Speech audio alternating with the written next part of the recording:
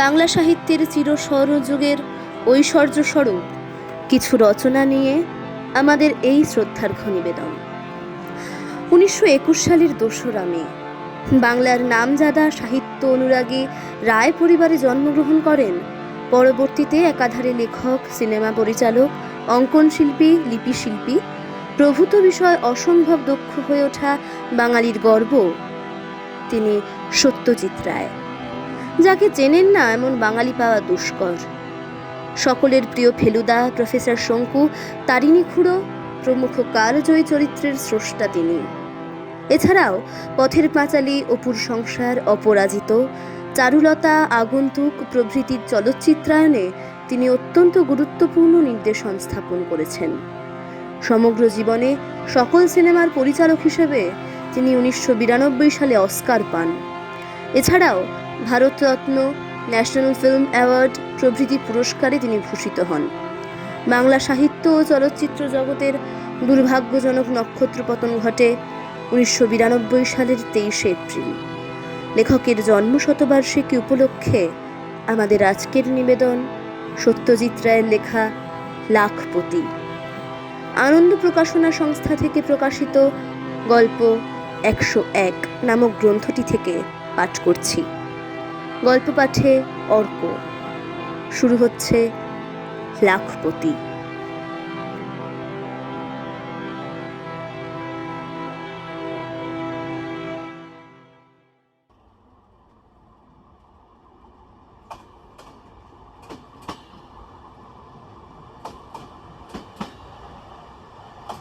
ত্রিদীপ চৌধুরী আর থাকতে না পেরে বিরক্তভাবে পেয়ারাকে ডাকার বোতামটা টিপলেন।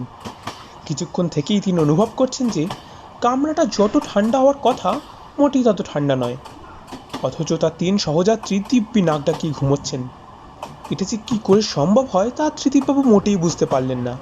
আসলে এই অন্যায়ের প্রতিবাদ না করে করেই হয়েছে এই হাল। সাতচরে রান এই বলেই তো যাত্রার কোনোদিন উন্নতি হলো না। দরজায় টোকা পড়ল। দরজাটা একপাশে সরে যেতে বাইরে বিয়ারাকে দেখা গেল। রুমের টেম্পারেচার কত রাখা হয়েছে? वो तो मालूम नहीं है बाबू। কেন মালুম নেই কেন? ইসি কামরায় ট্রাভেল করে গরম বুক করে আসতে হবে, এ কেমন কথা? এ ব্যাপারে কোনো দায়িত্ব নেই তোমাদের? বিয়ারা আর কি বলবে, সে বোকার মতো দাঁত বার করে দাঁড়িয়ে রইল। এদিকে আপার পার্থের মাদ্রাজি ভদ্রলোকের ঘুম গেছে ভেঙে, তাই ত্রিদীপ চৌধুরীকে বাধ্য হয়ে তার রাগ হজম করে নিতে হলো। ঠিক হ্যাঁ, তুমি যাও। আর শোনো, কাল সকালে ঠিক 6:30টার সময় চা দেবে। बहुत अच्छा हुजूर। বিয়ারা চলে গেল।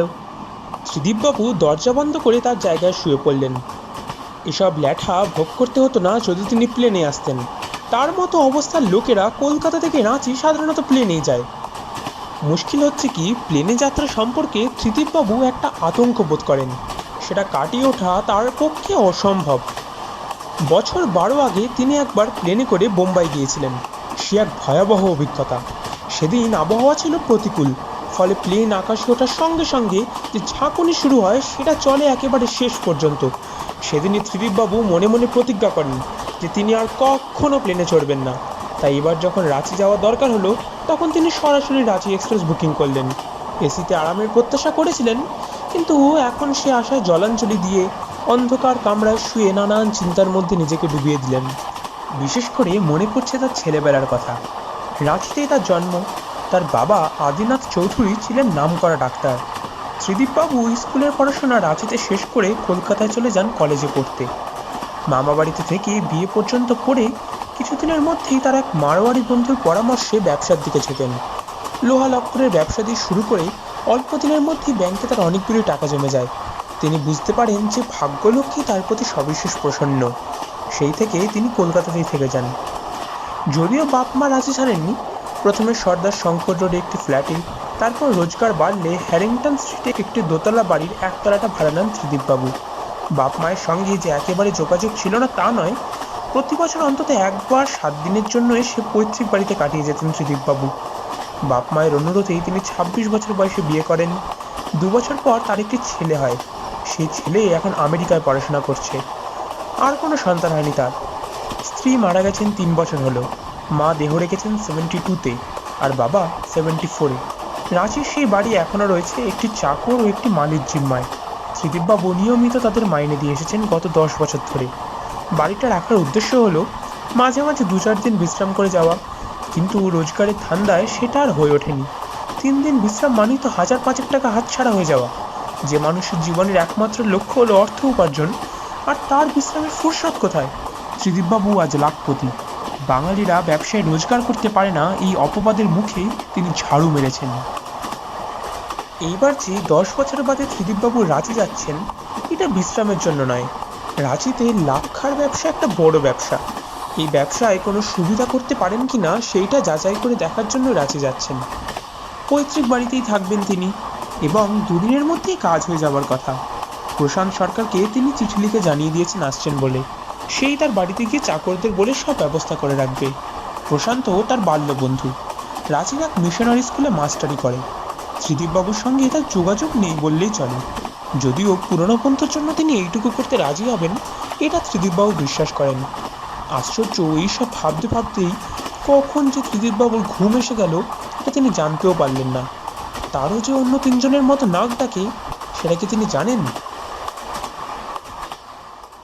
রাঁচি এক্সপ্রেস আসার সময় সকাল 7:15। প্রশান্ত সরকার তার ছেলেবেলার বন্ধুকে স্বাগত জানাতে 10 মিনিট আগেই হাজির হয়েছে স্টেশনে। স্কুলে থাকতে ত্রিদীপ চৌধুরী ওরফে মন্টির সঙ্গে তার বন্ধুত্ব ছিল ঘনিষ্ঠ। ত্রিদীপ যখন কলকাতায় কলেজে পড়তো, তখনও দুজনের মধ্যে নিয়মিত চিঠি লেখালেখি চলতো। কলেজ ছাড়ার পরে এখন দুজনের মধ্যে ব্যবধান এসে পড়ে। এর জন্য দায়ী অবশ্য ত্রিদীপবাবুই। বাপ মা বেঁচে থাকতে তিনি মাঝে মাঝে রাঁচিতে এসেছেন, কিন্তু প্রশান্তকে না জানিয়ে। ফলে অনেকবার এমন হয়েছে দুজনের মধ্যে দেখাই হয়নি। কেন যে এরকম হচ্ছে সেটা প্রশান্ত সরকার বুঝতেই পারেননি। তারপর খবরের কাগজ থেকে জেনেছেন যে ত্রিদীপ চৌধুরী এখন একজন ডাক সাইটে ব্যবসায়ী, অর্থাৎ তিনি এখন প্রশান্তের নাগালের বাইরে। সেইটা আরও স্পষ্ট হয় এই সেদিনের পাওয়া চিঠিটা থেকে। 4 লাইনের সংক্ষিপ্ত শুকনো চিঠিতে দুজনের মধ্যে দূরত্বটাই ফুটে ওঠে। বন্ধুর এই পরিবর্তনে প্রশান্তবাবু খুশি হতে পারেননি।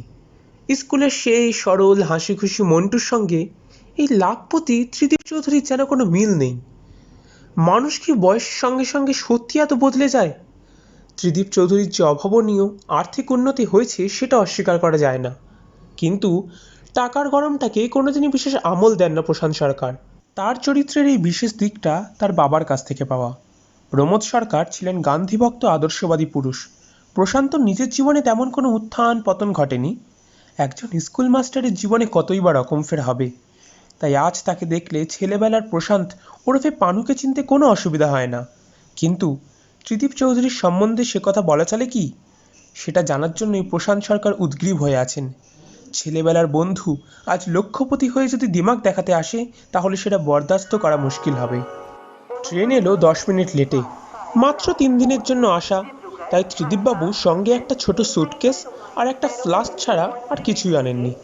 স্যুটকেসটা প্রশান্তবাবু একরকম জোর করেই নিজের হাতে তুলে নিলেন। তারপর দুজনে রওনা দিলেন স্টেশনের বাইরে দাঁড়িয়ে থাকা ট্যাক্সির উদ্দেশ্যে। ত্রিদীপ হাঁটতে হাঁটতে প্রশ্ন করলেন, অনেকক্ষণ ওয়েট করতে হলো নাকি? এই মিনিট 20। তুমি যে আবার স্টেশনে আসবে সেটা ভাবতেই পারিনি। কোনো দরকার ছিল না। আমি কি প্রথম আসছি নাকি রাঁচিতে? প্রশান্তবাবু মৃদু হাসলেন, কোনো মন্তব্য করলেন না। চিরকালের অভ্যেস মতো তিনি বন্ধুকে তুই বলার জন্য প্রস্তুত ছিলেন, কিন্তু বন্ধু তুমি বলাতে সেটা আর হলো না। তো এখানে সব খবর ভালো তো? হ্যাঁ, সব ব্যবস্থা হয়ে গেছে। একদিন বাদে বাবু আসছেন জেনে তোমার মালি আর চিন্তামণি খুব এক্সাইটেড। চিন্তামণি হলো একাধারে রসুয়ে আর চৌকিদার। বাড়িটা বাসযোগ্য আছে তো ওখানে, নাকি আবার ভূতের বাসায় পরিণত হয়েছে? প্রশান্তবাবু মৃদু হেসে একটু চুপ থেকে বললেন, ভূতের বাসার কথা আমি জানি না, কিন্তু একটা কথা তোমাকে জানানো দরকার। সেদিন রাত্রে তোমার বাড়ির পাশ দিয়ে যাওয়ার সময় বাগানে একটি বছর 10-এর ছেলেকে খেলতে দেখেছি। রাত্রে মানে? বেশ বেশি রাত, 11:30। দেখে চমকে গেছিলাম। মনে হলো 10 বছরের মন্টু আবার ফিরে এসেছে। এনিওয়ে, ভূত যে নয় সে তো বোঝাই যাচ্ছে। বাড়িটা তো আমার বাবার তৈরি, তো তাতে কে মরেছে না মরেছে সে আমার জানাই আছে। কথা হচ্ছে বাড়িটাকে ভালো করে ছেড়ে পুছে রেখেছো তো? একেবারে তকতকে। আমি কাল গিয়ে দেখে এসেছি। ভালো কথা, তোমার কাজটা কখন, কোথায়? আমায় নামকাম যেতে হবে আজই দুপুরে, আফটার লাঞ্চ। মহেশ্বর জৈন বলে এক লাক্ষা ব্যবসায়ী থাকেন ওখানে, আইটায় অ্যাপয়েন্টমেন্ট। বেশ, তো আমরা যে ট্যাক্সিটা এখন নিচ্ছি সেটাই তোমার জন্য ঠিক করা আছে। এখন তোমাকে পৌঁছিয়ে দুপুরে খেয়ে আবার 2টোর মধ্যে তোমার কাছে চলে আসবে। নামকাম যেতে মিনিট 10-এর বেশি লাগবে না। ট্যাক্সিতে উঠে রওনা হওয়ার পরে প্রশান্ত সরকার জরুরি কথাটা পারলেন, তাও সরাসরি নয়, একটু ভনিতা করে। তুমি আছো কদিন? আজ কথা শেষ না হলে আরেকবার কাল যেতে হবে। আমি ফিরছি পরশু। যা ভার্তিক চেহারা হয়েছে তোমার, খোলাখুলি কথা বলতেও এখন সংকোচ হয়। কি বলতে চাও বলে ফেলো না, ওরকম ঘুরিয়ে পেঁচিয়ে বললে সন্দেহ হয়। কিছুই না, সামান্য একটু অনুরোধ। তুমি রাজি হলে তোমার এই বাল্যবন্ধু খুব গ্রেটফুল বোধ করবে। কি অনুরোধ? ফাদার উইলিয়ামসকে মনে আছে? উইলিয়াম, ও সেই লালদাড়ি। লাল দাড়ি। সে উইলিয়ামস বছর 5 হলো স্কুল করেছেন গরিব ছেলেদের জন্য। তাতে হিন্দু, মুসলমান, খ্রিস্টান, কোল সব রকমই পড়ে। মাথার ঘাম পায়ে ফেলে ব্যাপারটাকে দাঁড় করিয়েছেন ভদ্রলোক। তার খুব ইচ্ছে তুমি যাতে স্কুলটাকে দেখে যাও। কিছুই না, 8 ঘন্টার ব্যাপার। ভদ্রলোক খুব উৎসাহিত বোধ করবেন। গেলেই তো হাত পাতবে। মানে? এ ধরনের আমন্ত্রণের পেছনে আসল কথাটা কি তা তুমি জানো না? নতুন ইনস্টিটিউশন, টানাটানির ব্যাপার।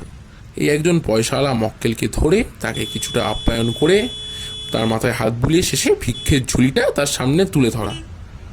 দেখো হে, এই জিনিস আমার কাছে নতুন নয়, আগে বহুবার এ প্যাচে পড়তে হয়েছে, আমি ভুক্তভোগী। চ্যারিটি যদি করতেই হয় তাহলে তা পরকালে চিন্তা করব যখন তখন, এখন না। এখন সঞ্চয়ের সময়।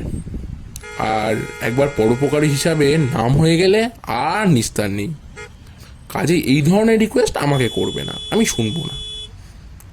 ফাদারকে বুঝিয়ে বললে নিশ্চয়ই বুঝবেন, সে ভার তোমার ওপর। এখানে এসে কাজের বাইরে আমার যেটা চাই সেটা হলো রেস্ট। ঠিক আছে। কলকাতায় 1 মিনিট ফাঁক নেই।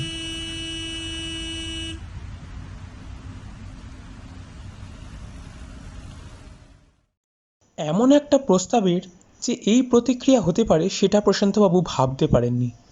এখন মনে হচ্ছে এটাই স্বাভাবিক। এ মন্টু সেকালের সেই মন্টু নয়। এই মানুষটাকে প্রশান্তবাবু চেনেন না। জন্মস্থানে এসে ত্রিদীপবাবুর ভারিক্কি ভাবটা খানিকটা দূর হয়ে তার জায়গায় একটা প্রসন্নতার আমেজ দেখা দিল। এই সুযোগে প্রশান্তবাবু তার দ্বিতীয় প্রস্তাবটি করলেন। আমার একটা অনুরোধ তো নাকচ হয়ে গেল, কিন্তু দ্বিতীয়টা ভাই রাখতে হবে। আমার গিন্নি বারবার বলে দিয়েছেন তোমায় বলতে যে আজ রাত্রিরে যেন এই গরিবের বাড়িতে তোমার পায়ের ধুলো পড়ে। খাওয়াটাও ওখানেই সারতে হবে। বলা বাহুল্য, অভাবের সংসার হলেও এটা জোর করে বলতে পারি যে সেখানে ত্রিদীপ চৌধুরীর সামনে কেউ ভিক্ষের ঝুলি তুলে ধরবে না। ত্রিদীপবাবু এই ব্যাপারে আর আপত্তি করলেন না। করুণাবশত কিনা তাই নিয়ে মাথা ঘামালেন না প্রশান্ত সরকার। তার তাড়া আছে, বাজার সেরে নাওয়া খাওয়া সেরে তারপর স্কুল যেতে হবে। বিদায় নেওয়ার সময় তিনি বলে গেলেন যে 8টা নাগাদ নিজে এসে তিনি ত্রিদীপবাবুকে নিয়ে যাবেন। আর 10টার মধ্যে খাইয়ে দাইয়ে তোমাকে বাড়ি পৌঁছে দেবো, এ গ্যারেন্টি দিচ্ছি।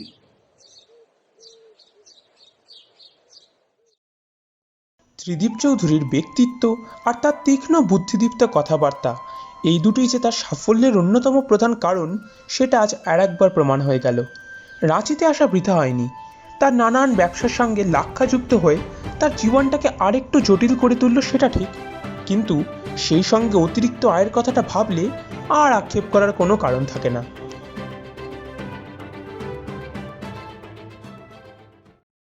5টা নাগাদ বাড়ি ফিরে চা খেয়ে ত্রিদীপবাবু একবার তার জন্মস্থানটা ঘুরে দেখলেন। দোতলা বাড়ি, একতলায় বৈঠকখানা, খাবার ঘর, গেস্ট রুম আর রান্নাঘর। দোতলায় 2টি বেডরুম, বাথরুম আর একটা বেশ বড় পশ্চিমমুখী ঢাকা বারান্দা। দুটির মধ্যে ছোট বেডরুমটি হলো ত্রিদীপবাবুর ঘর। ছেলেবেলার তুলনায় এখন সেটাকে অনেক ছোট বলে মনে হয়, কারণ তিনি নিজেই শুধু বড় হয়েছেন। ঘর যেমন ছিল তেমনই আছে। ঘরের দরজায় দাঁড়িয়ে খাটটার দিকে কিছুক্ষণ চেয়ে থেকে ত্রিদীপবাবু স্থির করলেন আজ রাত্রে সেখানেই শোবেন। চিন্তামণি সকালেই জিজ্ঞাসা করেছিল, কিন্তু তিনি তখনও মনস্থির করে উঠতে পারেননি। রাত্রে বেরোবার মুখে চাকরকে ডেকে ছোট্ট ঘরে বিছানা করবার কথা বলে দিলেন।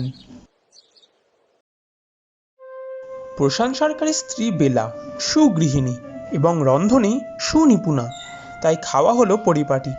ভোজের ব্যাপারে প্রশান্তবাবু কোনো কার্পণ্য করেননি। বন্ধুকে মাংস, 2 রকম মাছ, পোলাও, লিচু, 3 রকম মিষ্টি ও মালাই খাইয়েছেন। ত্রিদীপবাবু তৃপ্তির সঙ্গেই খেয়েছেন, কিন্তু খাবার পর 10 মিনিটের বেশি বসেননি। তার বর্তমান অবস্থা এবং কিভাবে তিনি সেই অবস্থায় পৌঁছলেন সেই সম্পর্কে প্রশান্তবাবুর কৌতূহল আর মিটল না। 9:45টার মধ্যে ত্রিদীপবাবু নিজের বাড়িতে ফিরে এলেন। বাড়িটা শহরের এক অপেক্ষাকৃত নিরিবিলি অংশে। পাড়া এর মধ্যেই নিস্তব্ধ হয়ে গেছে। ত্রিদীপবাবু সিঁড়ি দিয়ে দোতলায় ওঠার সময় তার নিজের পায়ের আওয়াজ নিজের কাছে দুর্মুষের মতো মনে হলো। দোতলায় এসে ত্রিদীপবাবু দেখলেন যে তার ছেলেবেলার খাটে তার জন্য বিছানা পাতা হয়ে গেছে। সবেমাত্র খাওয়া হয়েছে, তাই তিনি স্থির করলেন যে কিছুক্ষণ বারান্দায় আরামকেদারায় বসে বিশ্রাম করে তারপর শুতে যাবেন। হেলানো চেয়ারে গা এলিয়ে দিয়ে আধ ঘন্টার মতো তিনি অনুভব করলেন যে সারাদিনের সমস্ত অবসাদ চলে গিয়ে তিনি আশ্চর্য হালকা ও শান্ত বোধ করছেন। বাইরে চাঁদের আলো, বাগানের একটা ন্যাড়া শিরীষ গাছের ছড়ানো কালো ডালগুলির দিকে তার দৃষ্টি। ত্রিদীপবাবু বুঝতে পারলেন যে তিনি নিজের নিঃশ্বাসের শব্দ শুনতে পাচ্ছেন। সমস্ত বিশ্ব চরাচরে যেন সেই একমাত্রই শব্দ। তাই কি না, তার সঙ্গে আর একটা শব্দ যোগ হলো, একটা ক্ষীণ কণ্ঠস্বর। সেটা কোত্থেকে আসছে বলা কঠিন। মনোযোগ দিয়ে শুনে ত্রিদীপবাবু বুঝলেন যে সেটা কোনো অল্পবয়স্ক ছেলের গলায় আবৃত্তির শব্দ। কবিতাটা তার ভীষণ চেনা। ক্ষীণ হলেও কণ্ঠস্বর স্পষ্ট, প্রত্যেকটি কথা পরিষ্কার। এসে হারিয়ে যাবে আমার কোলে এসো, বলবো আমি দেখছো নাকি মামা, হয়েছি যে বাবার মতো বড়, আমায় দেখে মামা বলবে তাই তো, খোকা আমার সেই খোকা আর নাই তো। এতদিন যেন ত্রিদীপ চৌধুরী স্মৃতির কোণে লুকিয়েছিল কবিতাটা, আজ শুনে আবার নতুন করে মনে পড়ছে। আবৃত্তিক্রমে ক্ষীণ হয়ে আসছে। ত্রিদীপবাবু উঠে পড়লেন চেয়ার থেকে। মনটাকে পিছনের দিকে টেনে নিয়ে যাওয়া কোনো কাজের কথা নয়। আসল হলেও ভবিষ্যৎ, অতীত নয়। তিনি জানেন ভবিষ্যতে তাকে আরও অনেক উপরে উঠতে হবে, লাখপতি থেকে কোটিপতি হতে হবে। অতীত মানে তো ফুরিয়ে গেছে, শুকিয়ে গেছে, শেষ হয়ে গেছে। অতীতের চিন্তা মানুষকে দুর্বল করে, আর ভবিষ্যতের আশা তাকে সবল করে, সক্রিয় করে। নিজের শোয়ার ঘরে গিয়ে ত্রিদীপবাবু ভ্রু কিঞ্চিত করলেন। শহরে এখন লোডশেডিং। খাটের পাশে টেবিলের উপরে একটা মোমবাতি টিম টিম করে জ্বলছে। তার মৃদু আলোতেই তিনি স্পষ্ট দেখলেন যে বিছানাটা ভালো করে পাতা হয়নি, চাদর বালিশ দুটোই কুঁচকে আছে। হাত দিয়ে চাপড় মেরে সেগুলি টান করে দিয়ে পাঞ্জাবি খুলে আলনায় রেখে ত্রিদীপবাবু খাটে শুয়ে পড়লেন। মোমবাতিটা জ্বলবে কি? কোনো দরকার নেই। এক ফুঁয়ে সেটাকে নিভিয়ে দিলেন ত্রিদীপবাবু। পোড়া মোমের উগ্র গন্ধ কিছুক্ষণ বাতাসে ঘোরাফেরা করে মিলিয়ে গেল। পশ্চিমের জানলা দিয়ে আকাশ দেখা যাচ্ছে। রাতের আকাশ চাঁদের আলোয় ফিকে। পায়ের দিকে ঘরের দরজা, দরজা দিয়ে বাইরের বারান্দা এবং বাঁয়ের সিঁড়ির মুখটা দেখা যাচ্ছে। সিঁড়ির দিকে দৃষ্টি যাওয়ার কথা নয়, কিন্তু ত্রিদীপবাবুর মনে হলো তিনি যেন একটা পায়ের আওয়াজ পাচ্ছেন, খালি পায়ে থপ থপ করে সিঁড়ি দিয়ে ওঠার শব্দ। কিন্তু কেউ এলো না। শব্দটা যেন মাঝ সিঁড়িতে থেমে গেল। হঠাৎ ত্রিদীপবাবুর মনে হলো তিনি অনর্থক ছেলেমানুষি কল্পনাকে প্রশ্রয় দিচ্ছেন। সব ভৌতিক চিন্তা এক ঝটকায় মন থেকে দূর করে দিয়ে তিনি শক্ত করে চোখ বন্ধ করে ঘুমানোর চেষ্টায় প্রবৃত্ত হলেন। একতলায় খাবার ঘরের জাপানি ঘড়িতে ঢং ঢং করে 11টা বাজল। ঘড়িটা এতদিন বন্ধ ছিল, আজ সকালেই ত্রিদীপবাবু সেটা চালু করে দিয়েছেন। ঘড়ির শেষ ঢং মিলিয়ে যাওয়ায় নৈশব্দ যেন আরও বেড়ে গেল। ত্রিদীপবাবুর চোখ বন্ধ, এবং সেই বন্ধ চোখেই যেন তিনি টুকরো টুকরো ঝাপসা ছবি দেখতে শুরু করেছেন। তিনি জানেন যে এটা ঘুমের পূর্বাভাস। এই টুকরো ছবিগুলোই আসলে স্বপ্নের টুকরো। মানুষ গান করার আগে যেমন গুনগুন করে, সুর ঠিক করে নেয়, এই টুকরো ছবিগুলো হলো আসলে স্বপ্ন শুরু হওয়ার আগে স্বপ্নের গুনগুনানি। কিন্তু স্বপ্নের সময় এখনো আসেনি। চোখ বন্ধ, অথচ সম্পূর্ণ সজাগ অবস্থাতেই ত্রিদীপবাবু তার ষষ্ঠ ইন্দ্রিয় দিয়ে অনুভব করলেন কি যেন ঘরে ঢুকছে। না, শুধু ষষ্ঠ ইন্দ্রিয় নয়, শ্রবণেন্দ্রিয় বটে। ত্রিদীপবাবু নিঃশ্বাসের শব্দ পাচ্ছেন। কেউ যেন দৌড়ে এসে হাঁপাতে হাঁপাতে ঘরে ঢুকে দাঁড়িয়ে দ্রুত শ্বাস নিচ্ছে। লোক দেখতে পাবেন এই দৃঢ় বিশ্বাসে চোখ খুলে ত্রিদীপবাবু বুঝলেন যে তিনি ভুল করেননি। দরজার মুখে একটা ছেলে দাঁড়িয়ে আছে, বছর 10 বয়স, আর ডান হাতটা আলতো করে দরজার উপর রাখা, বাঁ পাটা একটু সামনের দিকে এগোনো। ছেলেটি যেন ঘরে ঢুকতে গিয়ে লোক দেখে থেমে গেছে। ত্রিদীপবাবু অনুভব করলেন একটা ঠান্ডা ভাব তার পা থেকে শুরু করে মাথার দিকে উঠে আসছে শিরদাঁড়া দিয়ে। প্রশান্ত বলেছিল একটা ছেলেকে দেখেছে, বাগানে খেলছিল, ছোটবেলার মন্টু। ছেলেটি নিঃশব্দে আরও 3টি পা এগিয়ে এলো। এখন সে খাট থেকে 4 হাত দূরে। ছোটবেলার মন্টু। ত্রিদীপবাবুর হাত পা বরফ, মাথা ঝিমঝিম করছে। তিনি বুঝতে পারছেন এবার তিনি চোখে অন্ধকার দেখবেন। তার আতঙ্ক চরমে পৌঁছেছে। ছেলেটি আর এক পা এগোলো। বেগুনি শার্ট, হ্যাঁ, এই শার্ট তো। সংজ্ঞা হারাবার ঠিক আগের মুহূর্তে ত্রিদীপবাবু ঋণে গলায় প্রশ্ন শুনলেন, আমার বিছানায় কে শুয়ে? তার কখন জ্ঞান হয়েছিল বা আদৌ হয়েছিল কিনা, আর তারপর কখন তিনি আবার ঘুমিয়ে পড়েছেন, এসব কিছুই জানেন না ত্রিদীপবাবু। সকালে যথারীতি 6:30টায় ঘুম ভেঙে গেল। প্রশান্ত বলেছে 7:30টায় এসে তার সঙ্গে ব্রেকফাস্ট করবে। রাত্রে যা ঘটলো তারপর তিনি মামুলি দৈনন্দিন কাজের কথা ভাবতেই পারছেন না। জীবনে তিনি প্রথম এমন ধাক্কা খেলেন। কাল চাঁদনি রাতে যে আবৃত্তি শুনেছিলেন, সে আবৃত্তি করে তিনি স্কুলের প্রথম পুরস্কার পেয়েছিলেন। আর দ্বিতীয় হয়েছিল প্রশান্ত সরকার। তাতে মন্টু খুশি হয়নি। দুজনেই ফার্স্ট প্রাইজ পেলে দারুণ হতো না রে? মন্টু বলেছিল তার প্রাণের বন্ধু পানুকে। আর ঘরে যে ছেলেটি এলো তার মুখ বোঝা যায়নি, কিন্তু শার্টের রং যে বেগুনি সেটা দেখেছিলেন ত্রিদীপবাবু। এই বেগুনি শার্ট তার সবচেয়ে প্রিয় শার্ট। সেটা তাকেই জন্মদিনে দিয়েছিলেন তার ছোট মাসি। সেটাকে তিনি ভুলতে পারেন? ওই শার্ট পরে যেদিন প্রথম স্কুলে গেলেন সেদিন পানু বলেছিল, তোকে তো ঠিক সাহেবের মতো দেখাচ্ছে রে মন্টু। এই অদ্ভুত ভৌতিক অভিজ্ঞতার মানেও তার কাছে স্পষ্ট। আজকে ত্রিদীপের সঙ্গে ছোটবেলার ত্রিদীপের কোনো মিল নেই। ছেলেবেলার সেই মন্টু ছেলেবেলাতেই মরে গেছে, আর তার ভূত এসে কাল জানিয়ে গেছে যে লাখপতি ত্রিদীপ চৌধুরীকে সে মোটেই বরদাস্ত করতে পারছে না। প্রশান্তবাবুকে রাতের ঘটনা কিছুই বললেন না ত্রিদীপবাবু। তবে এটা তিনি বুঝতে পারছিলেন যে শত চেষ্টা করেও তিনি সম্পূর্ণ স্বাভাবিক হতে পারছেন না। তাই বোধহয় প্রশান্তবাবু একসময় প্রশ্ন করলেন, তোমার কি হয়েছে বলো তো? রাত্রে ভালো ঘুম হয়নি নাকি? না মানে বলছিলাম, দুদিনের কাজ যখন একদিনেই হয়ে গেল, আজ একবার ফাদার উইলিয়ামের স্কুলটা দেখে এলেই হতো না? উত্তম প্রস্তাব। মুখের হাসি ছাড়াও অন্তরের একটা গোপন হাসিও হাসলেন তিনি, কারণ তার ফোনটি আশ্চর্যভাবে কাজে দিয়েছে। ফেরার পথে তার প্রতিবেশী নন্দ চক্রবর্তীর ছেলে বাবলুকে বলে যেতে হবে যে তার কাল রাত্রের আবৃত্তি আর অভিনয় চমৎকার হয়েছে, আর সেই সঙ্গে অবশ্যই চিন্তামণিকে একটা ভালো রকম বকশিস দিতে হবে।